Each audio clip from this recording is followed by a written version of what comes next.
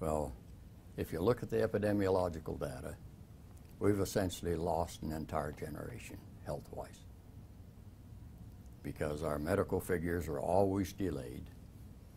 And you look at those figures that Nancy Swanson has put together, Dr. Swanson, in her study, and you look at autism, you look at Alzheimer's, you look at chronic fatigue, you look at Clostridium, you look at leaky gut, all of those 35 diseases that are all tied to the genetically engineered crops and the glyphosate and that's applied to them.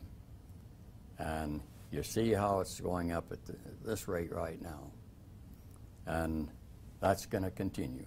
That's cast in stone for at least 12 years because we're that far behind in our medical records.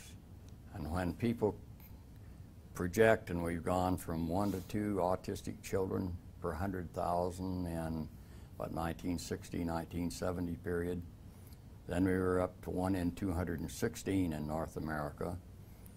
2 years ago, 1 in 88. Now we're at 1 in 50, and the projection is in 7 years, 1 in 2. Now that's a crime.